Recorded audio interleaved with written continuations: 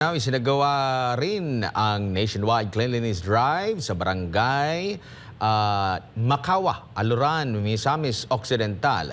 Nakiisa sa aktibidad ang mga barangay health workers at mga kabataan. Narito ang balita ni Ray Aranton.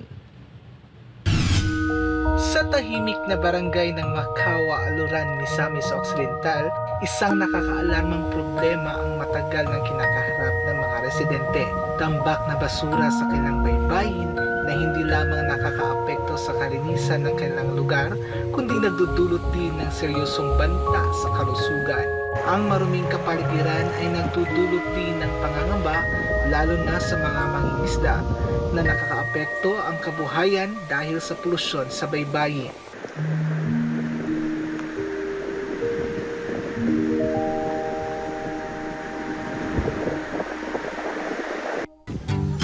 Pero malaking pagbabago na ang nangyari ngayon sa kanilang lugar kasunod ng inisyatibo ni Pastor Apollo C. Kibuloy na nationwide cleanup drive na tinatawag na Kalinisan Tatag ng Bayan sa tulong ng Sunshine Philippines Movement at Keepers Club International. Katuwang din dito ang iba't ibang sektor tulad ng barangay health workers, DepEd teachers, Philippine National Police at mga voluntaryong kabataan. Sako-sakong basura ang nakuha mula sa lugar, mula sa plastic, basag na bote, styrofoam, hanggang sa sirang sapatos at diapers.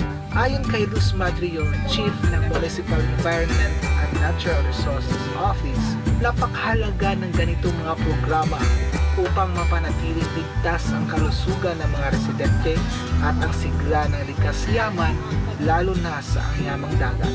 Ako po ay taus-pusong nagpapasalamat kay Pastor Apollo Kibuloy sa pag-initiate sa ginagawang coastal cleanup sa isa sa mga coastal barangays dito sa aming lungsod, ang Barangay Makawa.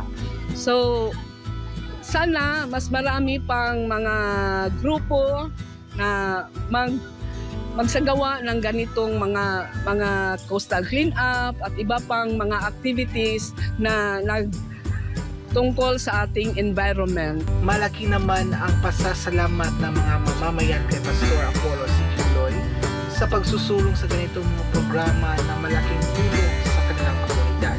Para sa mga residente, ang aktibidad na ito ay higit pa sa simpleng paglilinis. Ito ay simbolo ng bagong simula matapos ang hagupit ng bagyong Pepito na nagdala ng tambak ng basura at pagkasira ng kabuhayan.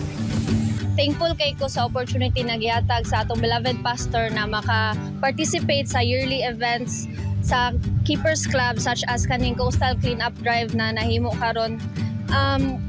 Opportunity na ni sa amoa youths na mahimo ming aware kung unsa pag-take care sa atong environment. So in return, ang environment pod ang mag-take care sa atoa.